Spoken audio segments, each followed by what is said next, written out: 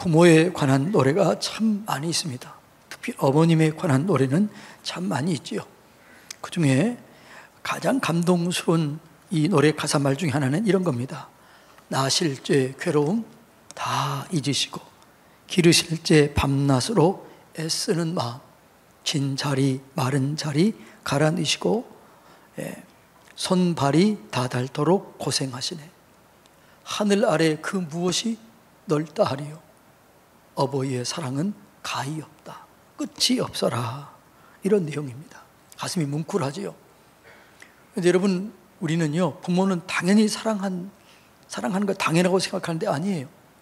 정말 마음을 다 쏟아야 또 마음을 쏟고 그렇게 사랑할 수 있습니다. 그런데 부모의 사랑을 잘 몰라요. 아이들을 낳고 길러봐야 부모님들의 마음을 알 수가 있습니다. 아, 이렇게 사랑했구나, 이렇게 돌봤구나 알게 되는 거죠.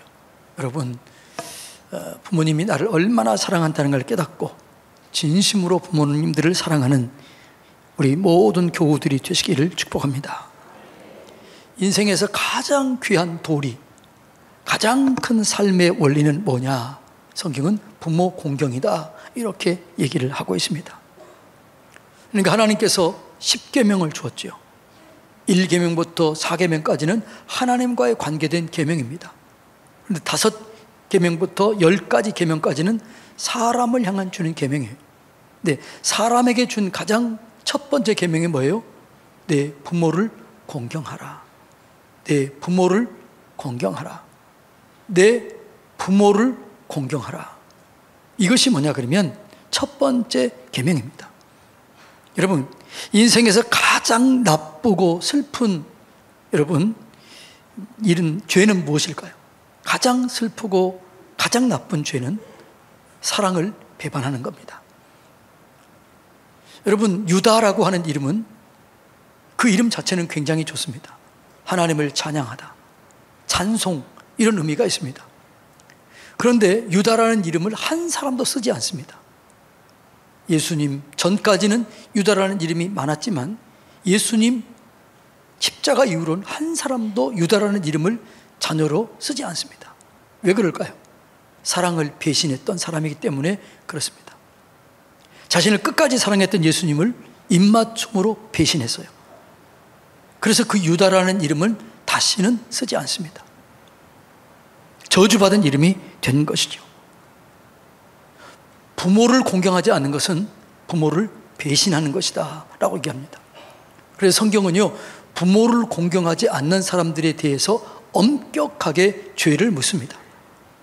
자, 신명기 27장 16절 한번 읽어볼까요? 그의 부모를 경홀히 여기는 자는 저주를 받을 것이라 할 것이요 모든 백성은 아멘 할지니라. 부모를 경홀히 여기는 사람은 뭐라고요? 저주를 받는다. 그것을 자신이 인정하고 모두가 인정하게 하라. 사회가 전체적으로 부모를 경홀히 여기는 사람은 저주를 받는다라는 사실을 모든 사회가 알게 하라. 이것이 주님의 말씀이에요. 더 엄격하게 성경은 레위기서 20장 9절에서는 또 이렇게 얘기합니다. 다 같이 읽어볼까요? 만일 누구든지 자기의 아버지나 어머니를 저주하는 자는 반드시 죽일지니 그가 자기의 아버지나 어머니를 저주하였은즉 그의 피가 자기에게 돌아갈 것이라. 아버지나 어머니를 저주하는 자는 뭐라고요? 반드시 죽여라. 왜냐하면 이런 사람이 있으면 사회가 무너진다는 거죠.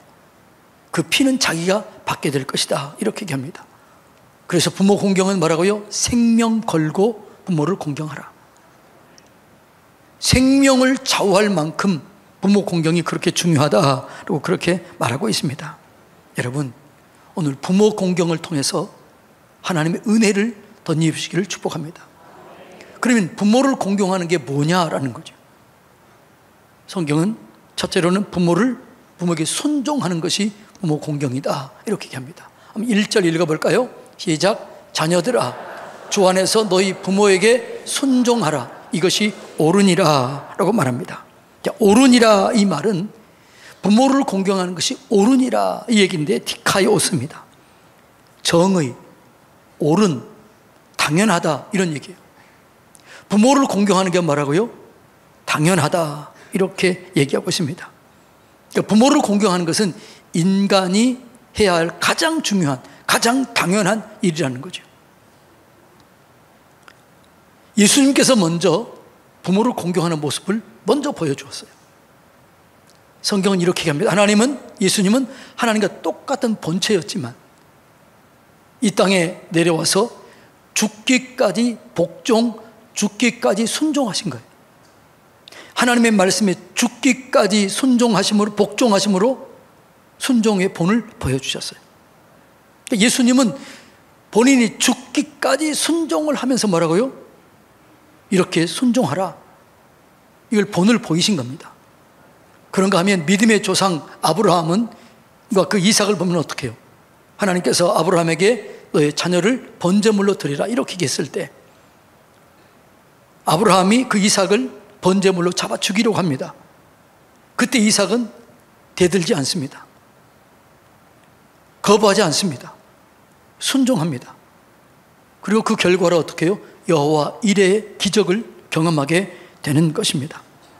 예수님도 믿음의 조상 아브라함도 부모에게 순종하는 본을 보이는 거예요.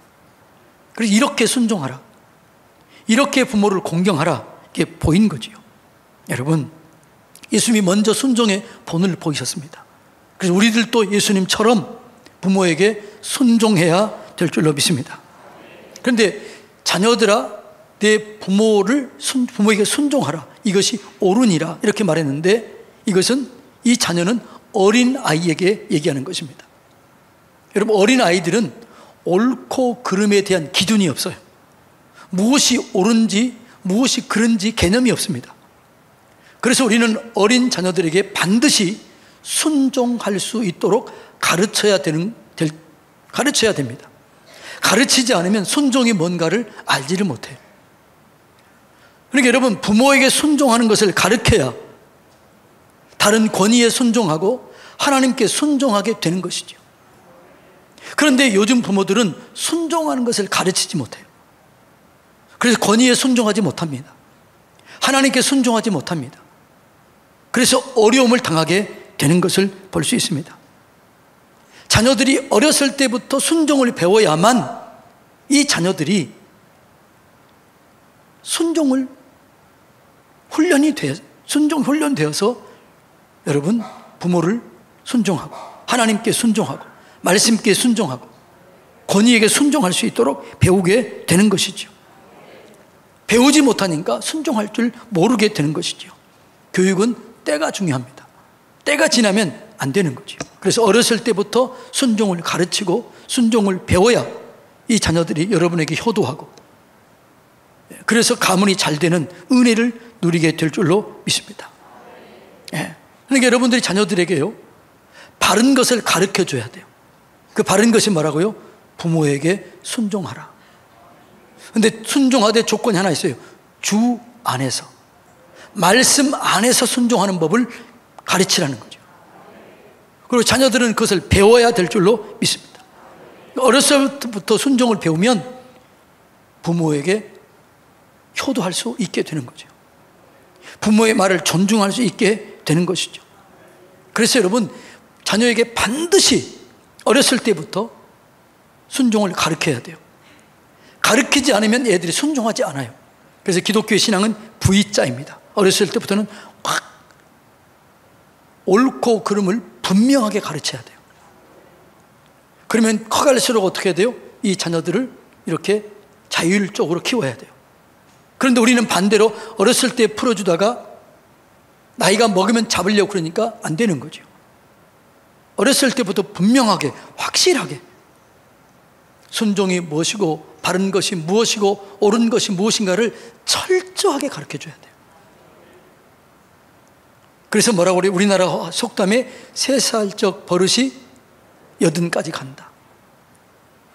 인생에서 배워야 할 가장 중요한 것은 유치원 때 다 배운다, 이렇게 그래요. 그러니까 어렸을 때 상담에서는 대상관계 이론이라고 그래서요, 5개월, 60개월, 5살 때까지가 제일 중요하다는 거예요. 그때 순종을 가르치지 못하고 그때 아이들이 순종을 배우지 못하면 반항아이로 자랍니다. 부모의 말을 듣지 않습니다. 어떤 권위도 인정하지 않습니다. 하나님 말씀도 듣지 않습니다. 그래서 어렸을 때 뭐라고요? 순종을 가르치고 순종을 배우도록 하게 해야 된다. 이것이 뭐라고요? 주 안에서 부모에게 순종하도록 가르치라는 거죠. 두 번째로 부모를 공경하는 것은 뭐냐 그러면 이제는 부모를 공경하라라는 거죠. 부모를 공경하라 이 말은 티마오 이런 뜻입니다. 가격을 정하다, 법률로 정하다 이런 뜻이에요. 그러니까 여러분 어렸을 때는 순종을 가르쳐야 돼요. 순종을 배운 아이가 나중에는 부모를 공경하는 아이로 자라게 되는 거예요. 그러니까 공경하라 이 말은 무슨 말이에요? 좀 성장한 아이들에게 하는 말이에요. 어렸을 때 순종을 배우면 이 아이들이 자라가면서 부모를 공경하는 아이로 자라게 되는 거예요. 어렸을 때 순종을 배우지 못하면 이 아이는 부모를 공경하는 아이로 자라지 못하게 되는 것이죠. 예. 그래서 어렸을 때 부모를 공경하면 순종하면 자라면 자랄수록 어떻게 해요? 부모를 자동적으로 공경하게 되고 섬기게 되는 것입니다.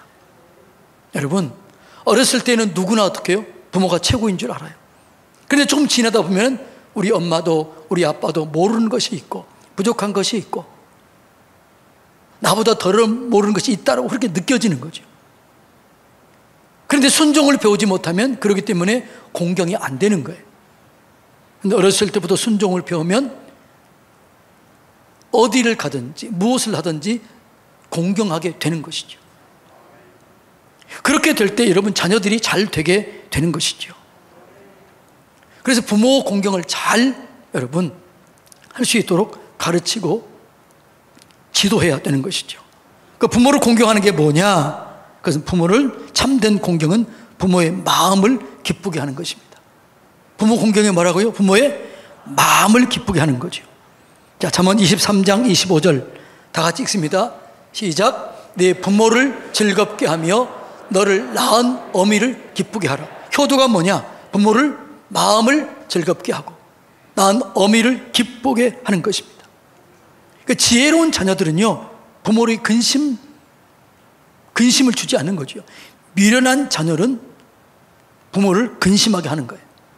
자, 잠언 17장 25절 다 같이 읽어볼까요? 미련한 아들은 그 아비의 근심이 되고 그 어미의 고통이 되느니라.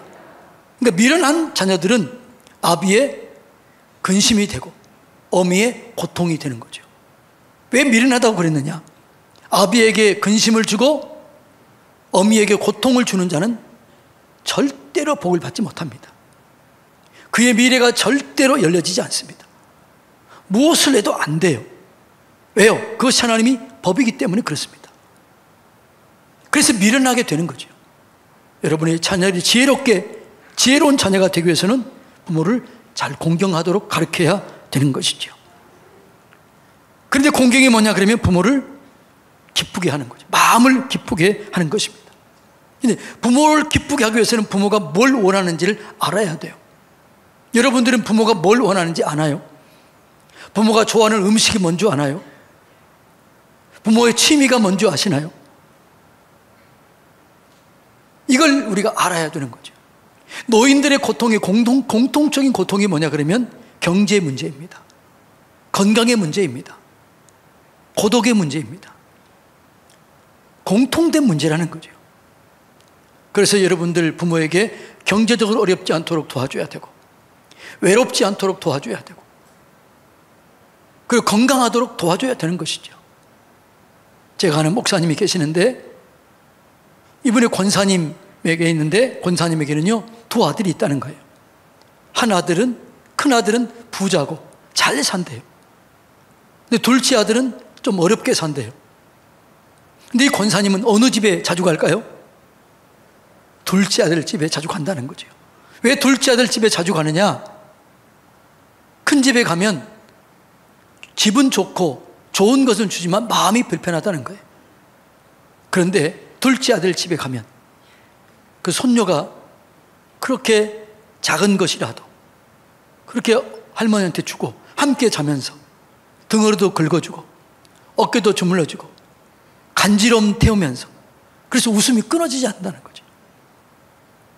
그래서 이 권사님은 가난한 그 둘째 집을 가기를 그렇게 좋아한다는 거죠. 효도는 여러분 부모의 마음을 기쁘게 하는 것입니다. 부모의 마음을 기쁘게 하는 여러분들이 되시기를 축복합니다. 부모를 공경하는 게 뭐냐? 그것은 부모의 삶을 존중해 주는 것입니다. 부모의 살아오는 삶의 과정, 그 과정을 존중해 줘야 돼요. 부모의 직업을 존중해 줘야 돼요. 부모의 선택을 존중해 주고 부모의 생각을 존중해 줘야 되는 것이죠.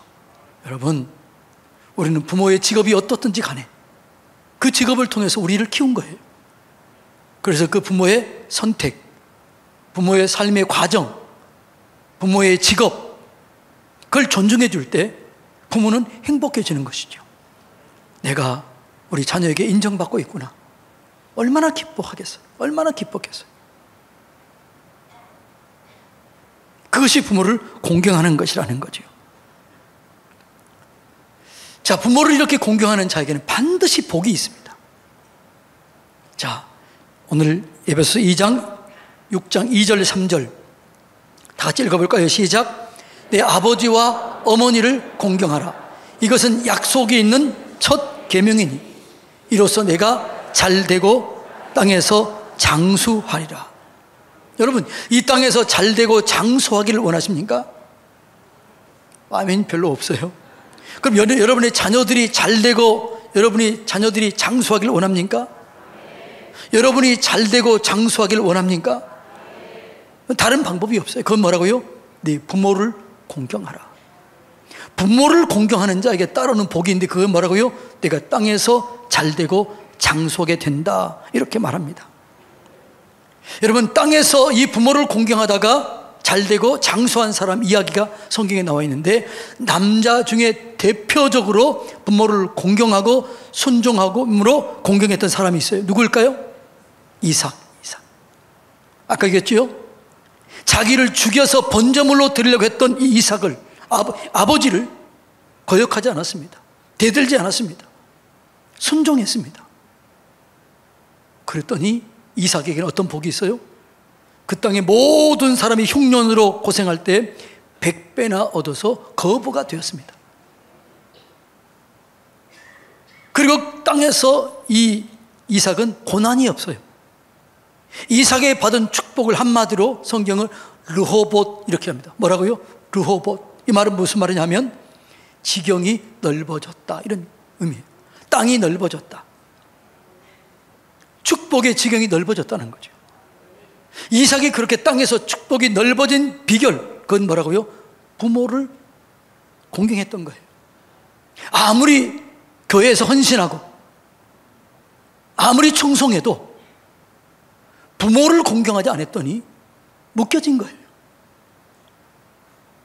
여러분, 하나님 앞에서 충성스러워야 되지만 부모를 공경하시기를 주님의 이름으로 축복합니다. 그래야 복이 있는 거죠. 이삭이 부모를 공경함으로 잘 된 거예요.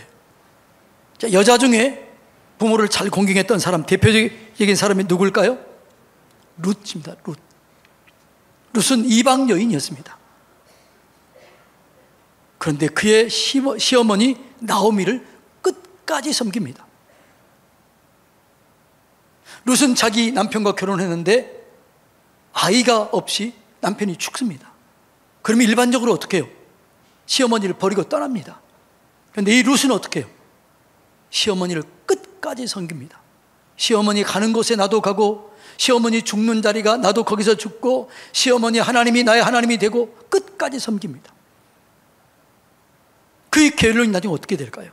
예수님의 족보에 들어오게 됩니다. 이방 여인, 모압 여인 룻이 그의 시어머니를 공경하다가 시어머니를 섬기다가 예수님의 족보에 들어오게 되고, 그리고 그는 그 당시에 가장 부유했던 보아스의 아내가 됩니다. 그러니까 이 룻이 축복을 받았던 유일한 길은, 그것은 뭐냐? 부모를, 그 시어머니를 공경했던 거예요. 그것이 그가 축복을 받았던 그게 이유입니다. 사랑하는 성도님 여러분, 부모에게 잘 하시기를 주님의 이름으로 축복합니다. 근데 부모 공경은 살아있을 때 해야 돼요. 살아있을 때야 공경이 되는 거죠. 어떤 사람은 죽고 난 다음에 장례를 잘 치릅니다. 그 누구를 위한 거예요? 자기를 위한 거예요. 살아있을 때 잘하는 것이 부모를 위한 것이지만 돌아가신 다음에 잘하는 것은 자기를 위한 거예요.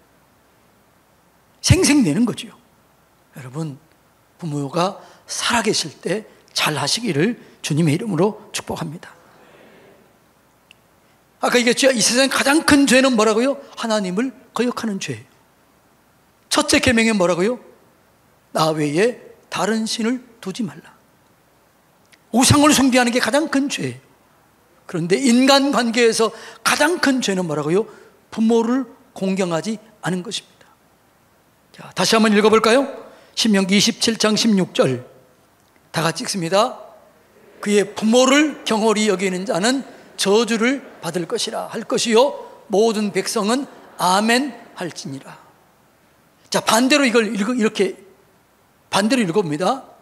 그의 부모를 공경하는 자는 복을 받을 것이요 모든 백성은 아멘 할 것이니라. 말이 되는 거죠. 자, 한번 따라서 해봅니다.